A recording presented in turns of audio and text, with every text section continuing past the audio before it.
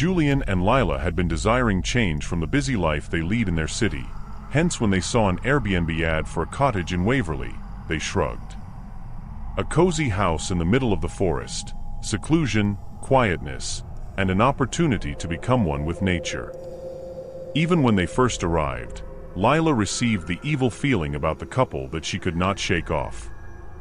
Although the cottage seemed rather picturesque, the gloom was manifestly present there. The exterior was charming with ivy all over it, and the interior had a rustic feel to it, yet there was a certain eerie feel to it. Their landlord, a sweet old lady, Mrs. Whitlock, gave them the keys with a word of advice: do not, under any circumstances, go down to the basement. Lila felt a shiver down her spine, forgetting all the sweet and warm words Lila heard from her stern warning and the silent and cold cottage. The first night was uneventful. However, Lila slept restlessly through the night, having dreams that were quite unsettling. The next day, when Julian was going to explore the forest around the house, Lila found the old photo album on the living room shelf. The photographers captured a family that used to reside in the cottage several years back. As she flipped through the pages, she noticed something odd. The one that I noticed was that it appeared as though the faces in the pictures shifted. Whereas before there were laughter and warm smiles on their faces, now the faces contorted in pain, and the eyes were fixed on her.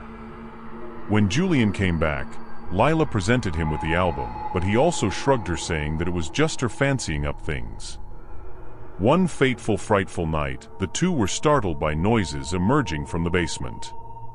Nonetheless, Julian, who was holding a flashlight, insisted on going, ignoring Lila's insistence that there was no need to go there.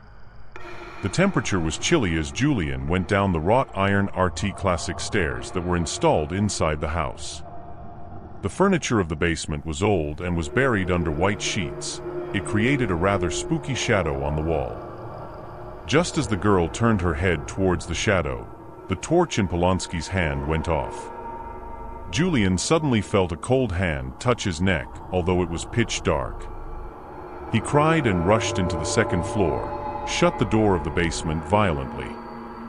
Screaming together, the couple decided to leave at once. Then, as they began to put things in the bags and such, there were more of those whispered voices all around. The murmurs arose, turning into animalistic grumbles.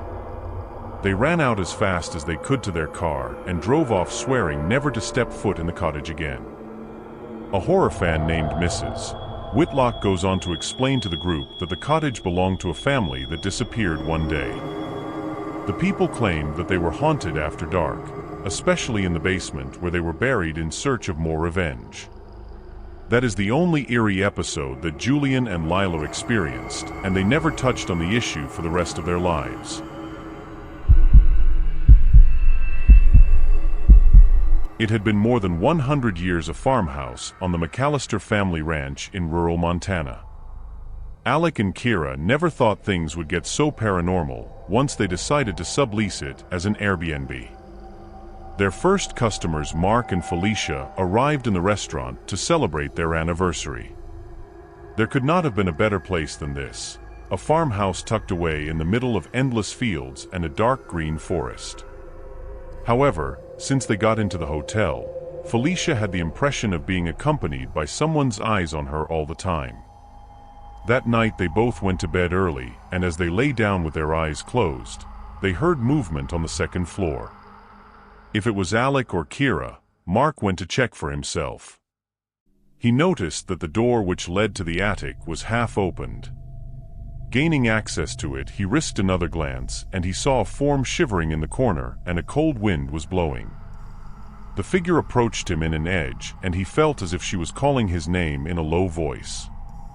Mark felt the spell and nervously fell backward down the steps, or rather remained in a position that suggested he could easily fall down the steps. Later, when he went inside the bedroom, to his surprise, Felicia was seated on the floor with her eyes opened in fear. She pointed through the window, and to their horror there was a man with a white, pale face looking at them as a ghost. The next day they gathered the courage to question Alec and Kira about their secret. They confessed that the farmhouse was indeed a ravaged place and had a ghost, that of Thomas McAllister, who is Alec's great-grandfather. Thomas had been a wicked man who died, and people claim that he haunts the house and all who try to spend a night there. Determined to get to the bottom of the haunting, Mark and Felicia decided to stay another night. They set up cameras around the house, hoping to capture evidence of the paranormal activity. As the night wore on, the atmosphere grew increasingly oppressive. The cameras recorded eerie whispers, objects moving on their own, and shadowy figures darting across the rooms. Just before dawn, the couple was awakened by a loud bang. The door to their room flew open, and they saw Thomas McAllister standing in the doorway, his eyes burning with rage. He let out a blood-curdling scream and lunged at them.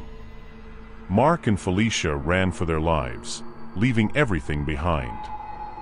The footage they captured was enough to convince Alec and Kira to close the Airbnb permanently. They couldn't, in good conscience, subject any more guests to the terror that haunted their family home. The farmhouse, once a symbol of family heritage, now stood as a testament to the horrors that lurked within its walls. Near the city of Savannah in the state of Georgia, there used to exist a vast mansion that, over time, was converted into a comfortable dwelling that could be rented at Airbnb. Theo and Bianca, both very passionate about traveling, rented a house for the weekend due to its old looks and the great hall of the mansion. Once they got there, they could not help but be mesmerized by the beauty of the mansion. It had a massive structure with pillars and very classy-looking balconies, and it was inside a luxury castle that belonged to a fairy tale. However, the caretaker of the house, Mr. Holloway, said that there was a third floor in the house, but children were forbidden to enter it. He said some stories have been told about such things, but Theo and Bianca dismissed it as local legendary stories. The first night they had in their new home was spooky. Their doors moved with quiet groans on their own, while chilly drafts blew through the house with no apparent source. Bianca sensed someone in the hallway, and there was music playing, but the instrumental version of the Star-Spangled Banner came from the third floor.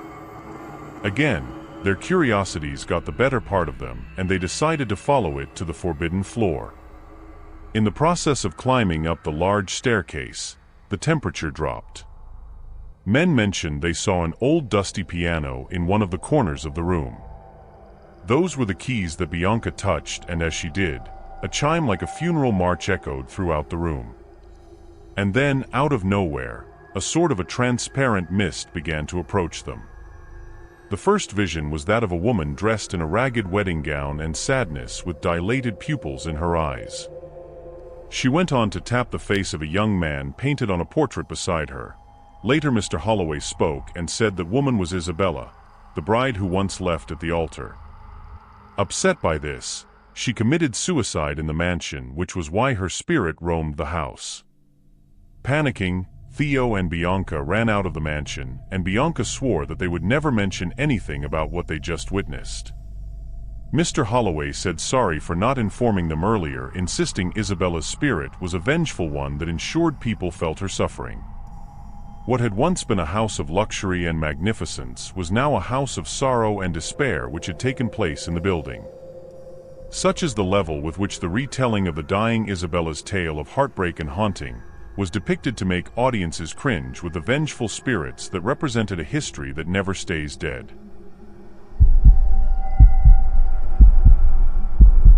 In detail, there was a cabin located deep in the woods of Oregon, which has been inherited from one generation to another. Eventually, when Liam got it, he started using it as a rental house, allowing people to book it on Airbnb. He never expected what had happened to his guests to be like that. Zane and Talia, a couple on the lookout for a more intimate retreat, hired the cabin for the weekend. Once they got there, they got a feeling of uneasiness, as if there was something wrong all around. The cabin was log-built and had a certain country appeal, but the woods appeared to become oppressive about the cabin, as though closing in on them. That night, he and his wife were awakened by eerie noises outside their house. Talia heard the sound of people moving in the trees. "There are people out there," said Talia, and Zane had the uncomfortable feeling that they were being observed. The siblings made up their minds to go to the woods the following day in a bid to get some clues on what transpired. The place soon became deeper in the forest, where they noticed an old deserted camp. As for the nature of their exit, there was proof of the fire that had been hastily put out, as well as torn tents. They discovered the diary in which all the other campers who went through hate in the woods had written down. Under the title, there was the plot which depicted a man who lurked around the campsite telling ominous things and making strange things happen. Zane and Talia finally came to the understanding that they were not the only people in the woods. It is worth mentioning that the read of the cabin in the movie that night was eerie, and the words are enough to give goosebumps. The doors and windows shook, and the voices could be heard faintly outside as if they were whispering. The dark figure from the journal was standing in front of their window, with its eyes glowing like little devil's fires. Frightened to the marrow, Zane and Talia locked themselves into the compartment of the cabin. They began to listen for the footsteps, and soon the figure was knocking on the door and cursing to be opened. They slept with their hands on each other's chests the whole night in fear. They did not spend much time gathered together when the morning finally arrived, and they quickly started preparing to depart. They informed their incidents to Liam, and that made him astonished, and he put a lock on the cabin forever. The nature of this dreadful character was never elucidated, but spectators could make an informed guess. There was evil in the woods, and it actively wanted to hunt people who would dare to spend the night. It will prove that not all the stories related to Airbnb are positive by presenting grim stories. From time to time, people do not let the past leave them alone and try to disturb the living as much as they can. The cold nights of the country, the looks of a cottage, the atmosphere of a farmhouse, the king-size door of a mansion house, or the isolated cabin, with each one of these Airbnb properties filled with terrors that can open the doors of horrors to anyone willing to open it for them.